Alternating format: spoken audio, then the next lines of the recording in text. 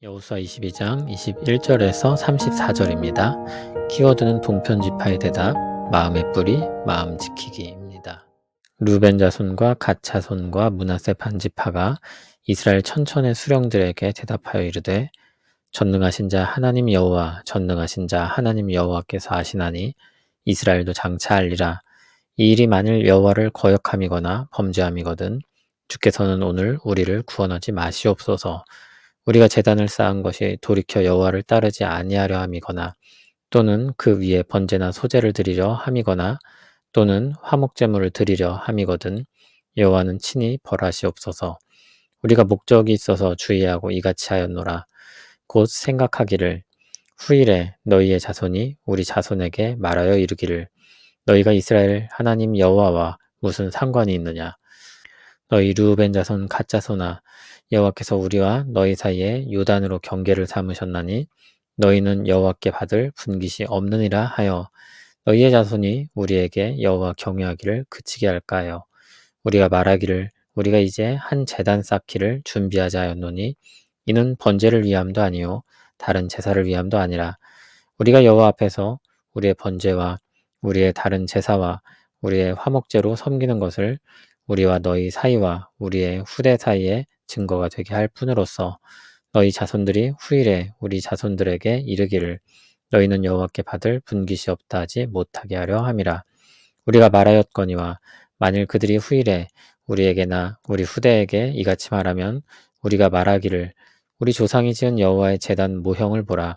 이는 번제를 위한 것도 아니요 다른 제사를 위한 것도 아니라 오직 우리와 너희 사이에 증거만 되게 할 뿐이라. 우리가 번제나 소제나 다른 제사를 위하여 우리 하나님 여호와의 성막 앞에 있는 제단 외에 제단을 쌓음으로 여호와를 거역하고 오늘 여호와를 따르는 데에서 돌아서려는 것은 결단코 아니라 하리라. 제사장 비느하스와 그와 함께한 회중의 지도자들 곧 이스라엘 천천의 수령들이 르우벤 자손과 갓 자손과 므낫세 자손의 말을 듣고 좋게 여긴지라. 제사장 엘라살의 아들 비느하스가 르우벤 자손과 갓 자손과 므낫세 자손에게 이르되 우리가 오늘 여호와께서 우리 중에 계신 줄을 아노니 이는 너희가 이 죄를 여호와께 범하지 아니하였음이니라. 너희가 이제 이스라엘 자손을 여호와의 손에서 건져내었느니라 하고 제사장 엘라살의 아들 비느하스와 지도자들이 르벤 자손과 갓 자손을 떠나 길앗 땅에서 가나안 땅 이스라엘 자손에게 돌아와 그들에게 보고하매 그 일이 이스라엘 자손을 즐겁게 한지라. 이스라엘 자손이 하나님을 찬송하고 르벤 자손과 갓 자손이 거주하는 땅에 가서 싸워 그것을 멸하지 않은 말을 다시는 하지 아니하였더라.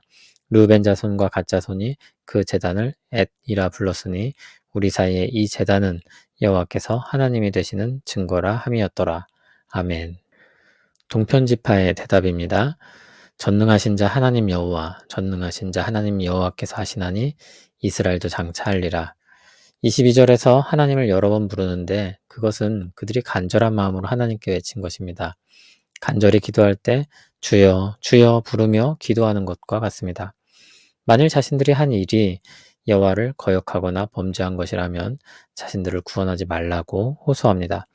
만일 자신들이 또 다른 제단을 쌓은 것이라면 친히 벌하시라고 말합니다. 자신들은 하나님을 거역하거나 범죄하지 않았다는 것입니다. 번역된 성경에는 잘 나타나지 않는데 22절, 23절에 만일이라는 말이 반복됩니다.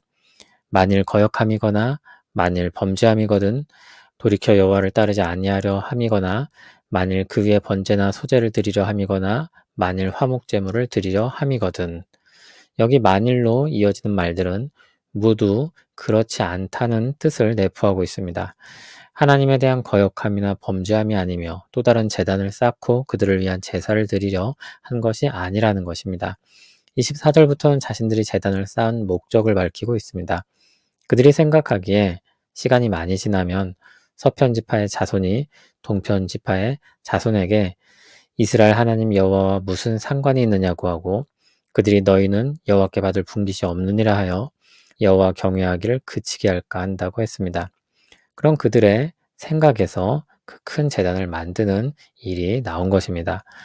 그 생각이 문제였습니다. 동편지파는 그와 같은 일들이 생길까 걱정하고 염려하여 큰 제단을 쌓았던 것입니다. 그것은 실제로 제단으로 쓰기 위한 것이 아니었습니다. 그것은 증거였습니다. 동편지파도 하나님께 분깃을 받은 한 이스라엘임을 잊지 않도록 하는 증거였습니다. 28절에 말하듯이 그것은 제단 모형이었습니다. 동편지파는 계속해서 그것은 제사를 위한 것이 아니라고 말합니다. 서편지파의 반응이 30절, 31절에 나옵니다. 제사장 비나스와 함께 온 지도자들은 동편지파의 말을 듣고 좋게 여겼다고 했습니다. 오해가 풀리고 안도하게 된 것입니다. 비나스는 우리 가운데 하나님께서 계신 줄을 안다고 했고 동편지파가 죄를 범한 것이 아니라고 했습니다. 그들이 무죄함과 여전히 동편과 서편이 하나임을 선언한 것입니다. 그리고 또 말하기를 동편지파가 이스라엘을 여호와의 손에서 건져냈다고 했습니다. 만일 그들이 배반했다면 받게 되었을 하나님의 진노를 피할 수 있게 되었다는 것입니다. 서편지파는 돌아가서 이스라엘에게 사실을 보고합니다. 이스라엘은 사실을 확인하고 나서 기뻐했고 하나님을 찬송했습니다. 그리고 동편지파와 싸우자는 말을 더 이상 하지 않았습니다. 오해가 완전히 풀린 것입니다. 르벤과 갓자손은 그 제단을 엣이라고 불렀는데 이 제단은 여호와께서 하나님이 되시는 증거라는 의미였습니다. 엣이라는 말이 히브리어로 증거라는 뜻입니다. 동편지파의 돌발 행동은 온 이스라엘을 소용돌이에 휩싸이게 했습니다. 의도가 좋다고 결과가 항상 좋은 것은 아닙니다. 그들이 쌓은 제단은 그들이 생각한 것과 전혀 다른 결과를 낳았습니다. 그들은 하나님에 대한 반역자들이 되었고 이스라엘을 위태롭게 하는 범죄자들이 되었습니다. 그들은 차후에 있을 것이라고 여겨지는 문제에 대해 선제적으로 대응을 했던 것입니다. 그러나 그 생각이 잘못이었습니다. 서편지파와 아무런 상의 없이 진행했던 그 일은 엄청난 파장을 일으킵니다.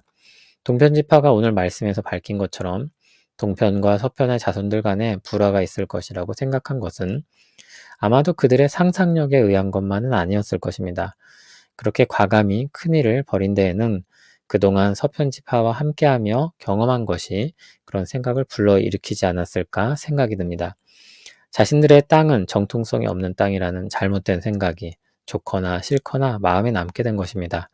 그래도 다행인 것은 대화를 통해 문제를 풀어낸 것입니다. 오해가 풀리고 지파들 간의 평화가 찾아왔습니다. 동편지파가 가진 걱정과 두려움은 하나님이 주신 마음이 아니었습니다. 하나님은 그들에게 동편 땅을 허락하시고 그 역시 하나님의 땅으로 여기시며 하나님 백성이 거할 땅으로 인정하셨습니다. 그런데 어느 순간 이스라엘 안에 있던 잘못된 생각이 뿌리 내리고 열매를 맺게 된 것입니다. 그리고 동편지파가 신앙의 열심으로 했다는 행동은 공동체를 흔들리게 했습니다. 우리는 이 말씀을 보면서 우리 마음이 어디에 뿌리 내리고 있는지에 대한 교훈을 얻으면 좋을 것입니다. 신중하게 해야 한다는 교훈을 얻을 수도 있고 서로 소통하며 일을 해야 한다는 교훈을 얻을 수도 있겠지만 동편지파가 그와 같이 행동을 하게 된 것은 미래에 대한 불안과 걱정 때문이었으므로 그들의 마음을 흔들었던 문제에 초점을 맞추는 것이 좋을 것 같습니다. 누군가 미래에 대해 불안한 말을 던지면 근거가 없는 것일지라도 사람들의 마음에 찜찜함을 남깁니다. 그래서 사람들은 부정적인 말을 아예 차단하려고 하기도 합니다. 그런 것들을 일일이 제거하는 것보다 더 적극적으로 우리 마음을 지키는 방법이 있습니다. 하나님에 대한 신뢰를 가지고 기도하는 것입니다. 이 말씀을 새기길 바랍니다. 아무것도 염려하지 말고 다만 모든 일에 기도와 간구로 너희 구할 것을 감사함으로 하나님께 아뢰라. 그리하면 모든 지각에 뛰어난 하나님의 평강이 그리스도 예수 안에서 너희 마음과 생각을 지키시리라. 걱정과 근심, 불안, 두려움은 우리 마음을 흔들고 잘못된 행동으로 이끌기도 합니다. 거기서 우리 마음을 지키는 가장 적극적인 행동은 기도입니다. 그 뻔한 기도입니다. 그러나 그 기도를 들으시는 우리 하나님은 뻔하지 않습니다. 그리고 분명하게 주신 말씀들을 토대로 신앙생활을 해나가는 것입니다. 그 뻔한 말씀입니다. 그러나 그 말씀을 주신 하나님은 뻔하지 않습니다.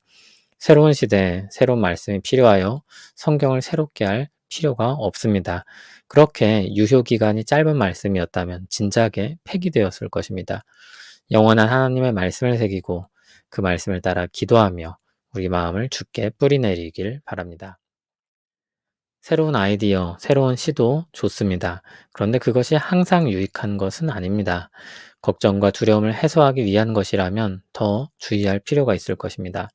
마귀가 가장 잘 이용하는 마음 중 하나가 걱정과 두려움이기 때문입니다. 그것이 우리 마음을 붙잡으면 그것에 의해 우리 마음이 좌우됩니다.